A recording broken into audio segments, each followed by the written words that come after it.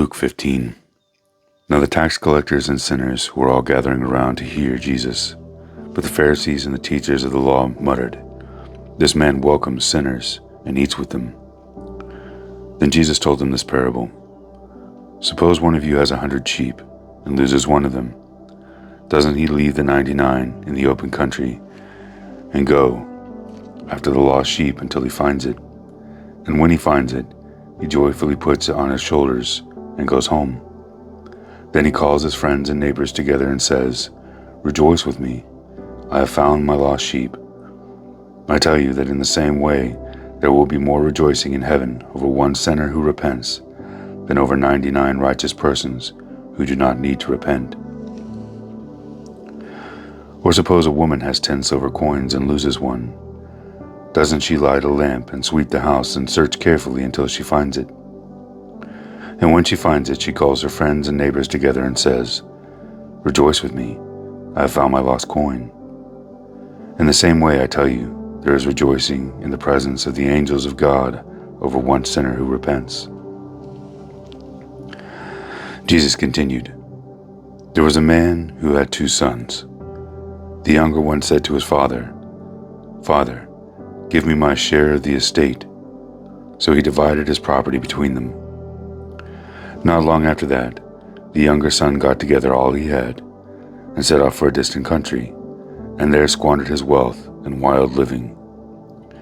After he had spent everything, there was a severe famine in the whole country, and he began to be in need. So he went and hired himself out to a citizen of that country, who sent him to his fields to feed pigs. He longed to fill his stomach with the pods that the pigs were eating, but no one gave him anything.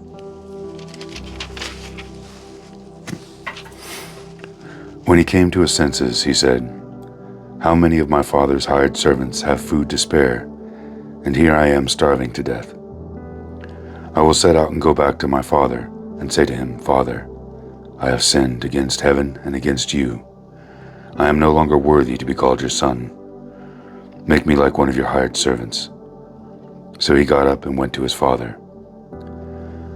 But while he was still a long way off, his father saw him and was filled with compassion for him. He ran to his son, threw his arms around him, and kissed him.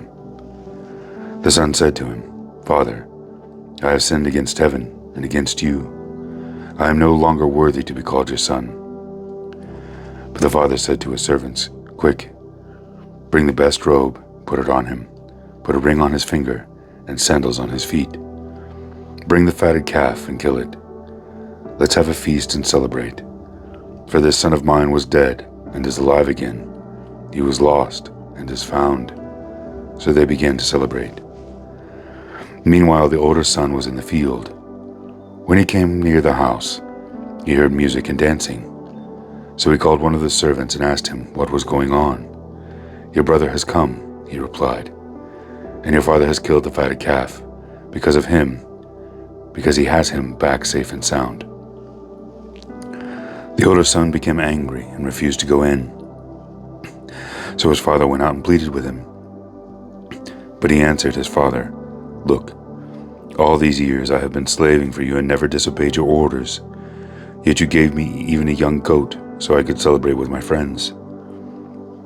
But when this son of yours has squandered your property with prostitutes comes home, you kill the fatted calf for him.' 'My son,' the father said, 'you are always with me, and everything I have is yours. But we had to celebrate and be glad, because this brother of yours was dead and is alive again. He was lost and is found.'